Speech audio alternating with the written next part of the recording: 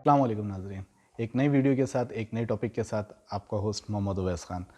आज का हमारा टॉपिक है, लोगों के बहुत सारे सवाल इस तरीके से होते हैं कि हम इन्वेस्टमेंट अपनी कहाँ करें।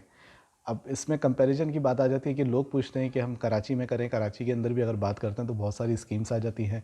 इस टाइम अगर नई कंस्ट्रक्शन देखें कराची में तो सबसे ज़्यादा आपको सुरजानी टाउन की तरफ मिलेंगी, या तो फिर स्कीम 33, 34 और सुपर हाईवे की तरफ मिलेंगी।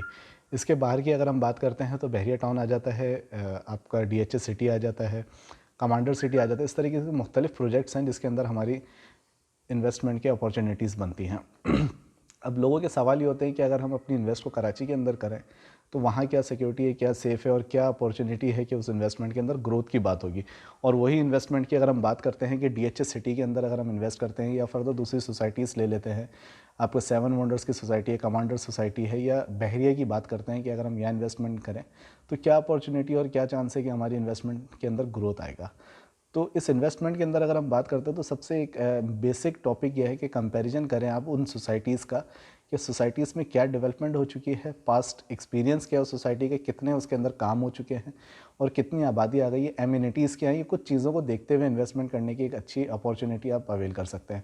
अगर हम कराची के अंदर सुरजानी की बात करते हैं कि वहाँ की इन्वेस्टमेंट कैसी रहेगी, तो एक कंजस्टेड एरिया के अंदर न्यू बिल्डर्स के बहुत सारे प्रोजेक्ट आ रहे हैं। प्रोजेक्ट ज़रूर अच्छे हैं, लेकिन उसकी सराउंडिंग की अगर हम बात करते हैं तो वहाँ की कुछ ऐसी सराउंडिंग आ रही है जहाँ की इंफ्रास्ट्रक्चर बिल्कुल आपका ख़राब हो चुका है। अगर आप अपनी इन्वेस्ट को वहाँ करते हैं और 4 साल 5 साल के किसी प्रोजेक्ट में इंस्टॉलमेंट के अंदर बुकिंग कर लेते हैं, तो 5 साल के बाद का क्या फ्यूचर देखते हैं? क्या आपको लगता है कि वहाँ की रोड्स वगैरह बहुत अच्छी हो जाएंगी, या चीज़ें बहुत बेहतर हो जाएंगी, या हमारी इन्वेस्टमेंट वहाँ ग्रोथ करेगी? अगर आप अपने थिंकिंग से बोलते हैं तो मे बी मुझे भी लगता है कि वहाँ की इस तरह की इंफ्रास्ट्रक्चर नहीं होगा जो कि आने वाले 5 सालों में हम कहेंगे एक शाहकार बन चुका है वो जगह। फिर अगर हम आ जाते हैं स्कीम 33, 35 या सुपर हाईवे की तरफ आ जाते हैं, तो यहाँ भी सेम आपके इशू आएंगे कि इंफ्रास्ट्रक्चर का, कि जो पहले की सोसाइटीज़ हैं उसके अंदर ना कि पानी का मसला है, बिजली का मसला है, रोड सही नहीं है, सिक्योरिटी का सबसे ज़्यादा इशू है। तो यहाँ की भी इन्वेस्टमेंट के अंदर मैं आपसे यही बात बोलूँगा कि वो अपॉर्चुनिटीज़ मुझे नज़र नहीं आती जो होंगी। यहाँ पर लोगों का सवाल ये ज़रूर होगा कि इस सोसाइटीज़ के अंदर हमने 30 लाख या 40 लाख का प्लॉट लिया था और आज उसकी बात करें तो 80 लाख या 85 लाख तक पहुँच चुका है।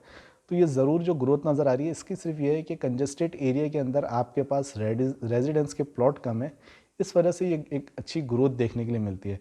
लेकिन फ्यूचर एस्पेक्ट से बात करें तो जो आज मसाइल हैं, ये मसाइल कल आपको ज़्यादा नज़र आएंगे, ना कि कम होते हुए नज़र आएँ।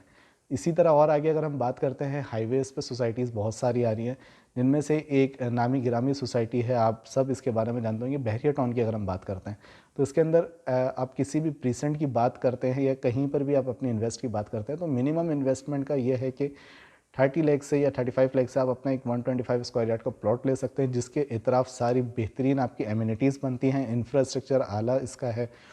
और बहुत सारी एमिनिटीज़ ऐसी हैं कि इसके अंदर देख के आपका लगता है कि यार फ्यूचर यहाँ हमारा अच्छा है, फ्यूचर ग्रोथ अच्छी होगी, फ्यूचर में बेनिफिट्स अच्छे होंगे, इंटरनेशनल ब्रांड्स आने के बहुत ज़्यादा चांस हैं इसके अंदर, क्योंकि जिस तरीके का इंफ्रास्ट्रक्चर, इस तरीके से लोग सब चीज़ चाहते हैं। ना लाइट का इशू है, ना आपको रोड का इशू है, ना पानी का इशू है इसके अंदर। इस तरह इसी को अगर हम कंपेयर करते हैं, डीएचएस सिटी की भी बात करते हैं, तो वहाँ का भी ज़रूर इंफ्रास्ट्रक्चर अच्छा है। लेकिन अगर 7 साल का कंपैरिजन की बात करते हैं डीएचएस सिटी और बहरिया टाउन में, तो डीएचएस सिटी की इंफ्रास्ट्रक्चर का काम ज़रूर हो रहा है, लेकिन वहाँ पर इस टाइम इतनी आबादी नहीं आई है जितनी आबादी हम बहरिया टाउन में देखते हैं। इंटरनेशनल हॉस्पिटल्स भी आ गए, तो एक अच्छी अपॉर्चुनिटी है कि आप बहरिया में एक प्लॉट लें, या किसी भी प्रोजेक्ट के अंदर आप इंस्टॉलमेंट पे आते हैं, बुकिंग पे आते हैं उस प्रोजेक्ट के अंदर, तो एक ग्रोथ का एक अच्छा चांस है। तो ये एक छोटी सी चीज़ें थी जो आपको इन्वेस्टमेंट के अंदर देखना ज़रूरी होता है।